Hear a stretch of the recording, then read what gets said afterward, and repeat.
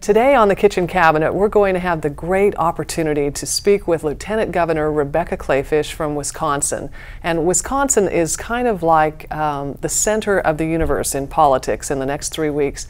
And all of the money in the country, all of the grassroots strategists, and a lot of headaches for national strategists are centered there because the recall vote for Governor Scott Walker and Rebecca Kleefisch is going to be held, and we're very lucky today to have Lieutenant Governor Rebecca Kleefisch with us to talk about it. And Rebecca, thanks so much for taking time to join us.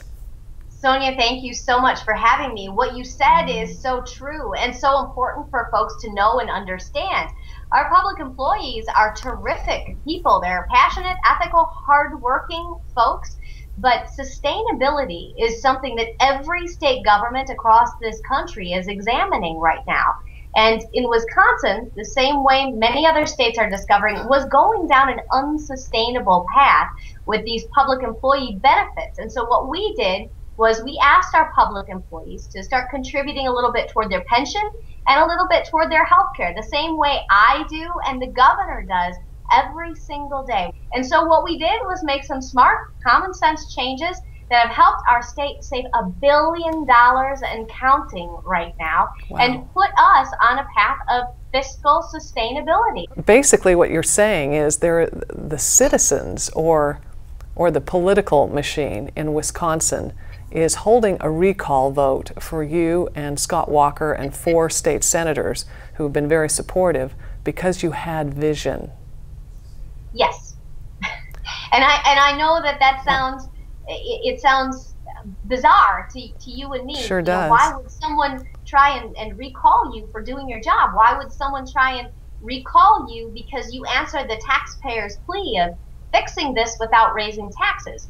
Well, the fact of the matter is, when you ask public sector unions to make a sacrifice, and when you say to public sector union employees, okay guys, listen, you don't have to contribute to your dues anymore. You are not going to be forced into a union anymore. And you give your employees the choice of keeping their own union dues and doing whatever they want with them, or continuing to collect them and force them to give those union dues and put them into a big pot of money collected by the union bosses, largely out of state, so that those union bosses can in turn take that pot of union dues and dump it into the campaign coffers of the Democrats that they tend to support. We've realized, and the unions have realized too, that the public employees say, no thanks, I'll keep my own money. And the unions, the big union bosses are scared. No, they don't want that. And in the 21st century, don't you believe, and I think this is how women think anyway, everybody deserves to have a piece of investment wherever they work, not a piece of their union. And this is, you know, these are warring words, obviously, but not a piece of your union, but a piece of the business that you work for. And this is where we need to go in the 21st century. But that's why Democrats are fighting for what is a failed past. And I believe that Republicans like you and Scott Walker, and Mitt Romney for that reason, are fighting for the futures of our families. Because if we don't make these changes, and thank heavens that Wisconsin leaders had the courage to do it, because if we don't make these changes, our country is going to sink. And so lastly, I just want to talk to you just about a couple of other things, Rebecca. And first of all, why you need support in this election particularly. Can you explain that to us? Well, thank you. Yes, because we are elected as a ticket, Sonja, and so the voters of Wisconsin elected the governor and me in fall of 2010 by crossing just one line or filling in just one bubble for Walker Kleefisch. Well, when they went into our Constitution to determine what it would look like for a recall, they found that even though we are elected as a ticket, we must be recalled separately. So now all of a sudden, the governor and I are 2 separate questions on the ballot. We're 2 separate campaign committees, essentially 2 separate campaigns. So a vote for the governor is no longer a vote for me. $1 for the governor is no longer $1 for me. And so I need my own help because they are literally running the head of the firefighters union against me for lieutenant governor. They're literally running a union boss against the mom. That is just perfect. It was funny the other day. They called it the mom versus the unions. And let me tell you, it's not that. It's not the unions. It's these union bosses from Yeah. out of state. They are the ones orchestrating this. And so I need your help. Please go to RebeccaForReal.com because we need to educate people. But in order to educate people, we need to get our message out. In order to get our message out, gosh, we could use $5. So if you could go to RebeccaForReal.com, I sure would appreciate it.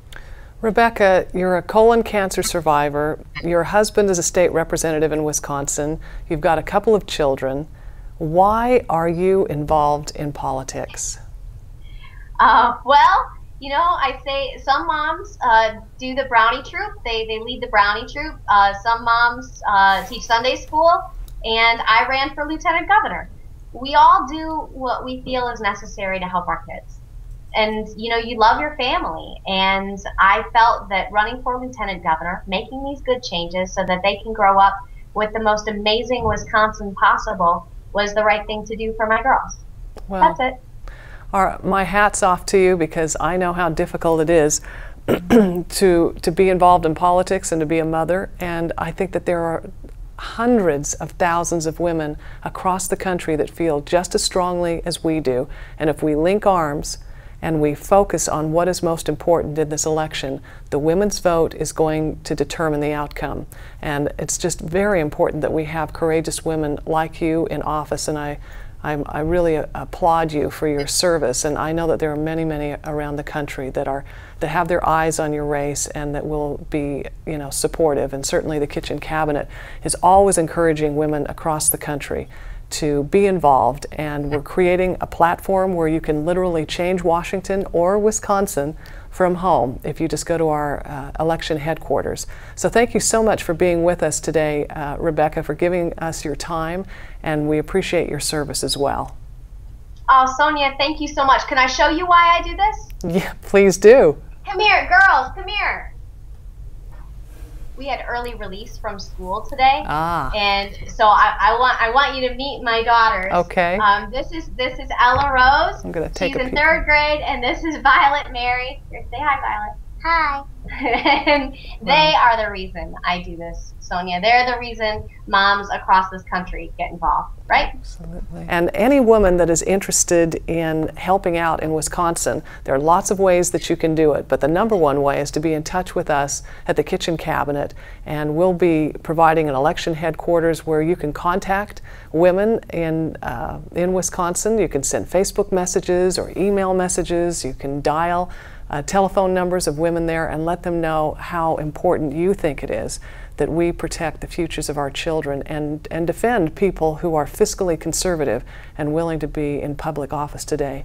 It is not an easy time to be a public servant in our country, and it's very important that we have people that have both skills and character representing us, whether it's in state government or federal government.